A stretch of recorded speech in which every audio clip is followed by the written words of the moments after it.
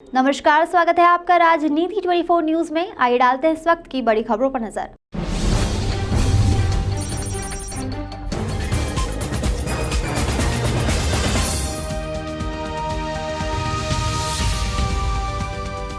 मध्य प्रदेश कांग्रेस सचिव राकेश यादव ने इंदौर में एक प्रेस वार्ता लेकर एमपीसीए में टेंडर घोटाले के साथ टिकट की ब्लैक मार्केटिंग के आरोप लगाए हैं। यादव का आरोप है कि करोड़ों की टिकट कालाबाजारी के खेल में एमपीसीए के सीईओ रोहित पंडित एवं एमपीसीए के सदस्य प्रसून कमरनीकर इस षड्यंत्र में शामिल है।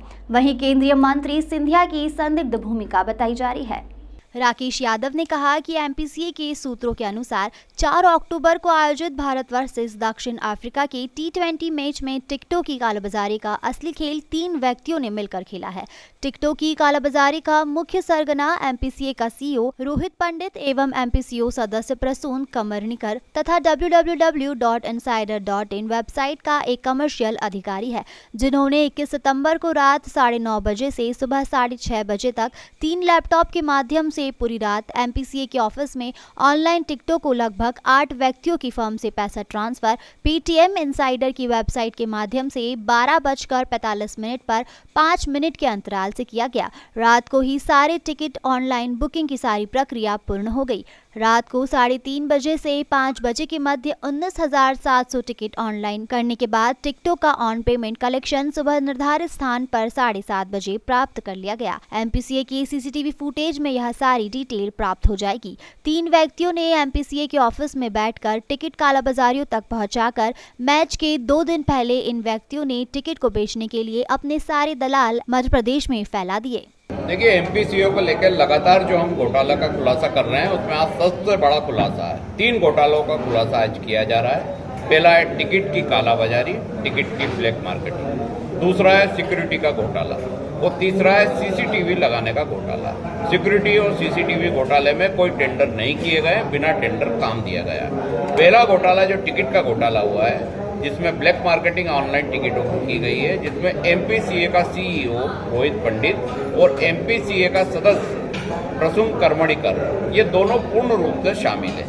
इन लोगों ने 21 सितंबर की रात लगभग 11 बजे से लेकर सुबह 6:30 बजे तक एमपीसीए के ऑफिस में रात भर ये बैठे। एमपीसीए का ऑफिस चालू रहा और इन तीनों लोगों ने, तीसरा व्यक्ति जो था वो पेटीएम इनसाइडर का एक अधिकारी था, वो भी वहाँ मौजूद था। 3 लैपटॉप के माध्यम से रात में सारे टिकट का पेमेंट ट्रांजैक्शन किया गया। आईडीबीआई के अकाउंट से ट्रांजैक्शन हुआ है, जहाँ एमपीसीए का अकाउंट भी है। और जो 8 बुकी थे, जो ब्लैक मार्केटिंग के लिए टिकट बल्क में खरीद रहे थे, उनके अकाउंटों से पेटीएम के अकाउंट में ट्रांसफर हुआ और वहाँ से फिर एमपीसीए के अकाउंट में पेमेंट ट्रांजैक्शन हुआ। ये सब कुछ ऑन रिकॉर्ड मौजूद है, बैंक में भी मौजूद है और एमपीसीए और पेटीएम के रिकॉर्ड में भी मौजूद है कि कितनी बजे सारे टिकट इश्यू हुए गए और कब उनके अकाउंट में पेमेंट ट्रांजैक्शन हुआ।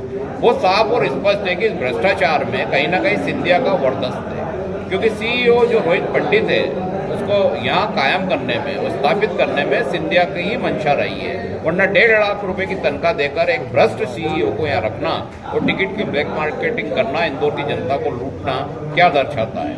सिंधिया ने आज तक इस बात का कोई जवाब नहीं दिया है, ना ही एमपीसीए ने कोई जवाब दिया है। सिर्फ ये बोलने से कि हमने नहीं करा, बात खत्म नहीं होती।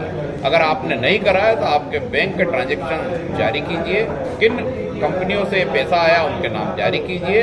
और अगर आप बोलते हैं कि ईमानदारी से टिकट बेचें, तो जो 19,000 टिकट है, उनके जिन लोगों को बेचे हैं उनके अकाउंट की डिटेल 19,000 लोगों के, अगर एक आदमी को 4 टिकट भी दिए तो लगभग 10,000 अकाउंट की डिटेल जहाँ से पैसा आया वो जारी कीजिए। ये वो नहीं कर सकते हैं, क्योंकि ये भ्रष्टाचार यहाँ इंदौर नहीं पूरे देश में इसी तरीके से होता है। इसलिए इसका खुलासा करना बहुत जरूरी था। दूसरा मामला सिक्योरिटी का है। सिक्योरिटी में आपने देखा होगा कि रोड सेफ्टी मैच अभी कुछ दिन पूर्व हुआ था, उसमें बॉम्बे की सिक्योरिटी थी। सिक्योरिटी की एजेंसी जो थी वो सलमान खान के जो शेरा हैं उनकी सिक्योरिटी एजेंसी।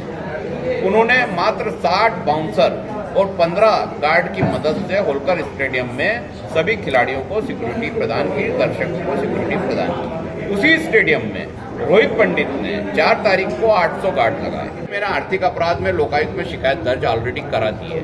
आज मैंने प्रधानमंत्री जी को पत्र लिखा है, मुख्यमंत्री को लिखा, शिकायतों की जानकारी दी है कि यहाँ की एजेंसियों में इतना दम नहीं है कि ज्योतिरादित्य सिंधिया के खिलाफ कार्रवाई कर सकें, या उनके जो शागिर्द हैं रोहित पंडित और अन्य जो लोग हैं उनके खिलाफ कार्रवाई कर सकें। अगर प्रधानमंत्री जी ये बोलते हैं कि ईमानदार सरकार हम देश में दे रहे हैं, ईमानदारी से देश चला रहे हैं, तो आज उनके लिए परीक्षा का विषय है कि वो हमारे सबूतों सहित इस पर कार्रवाई करें, जांच करें।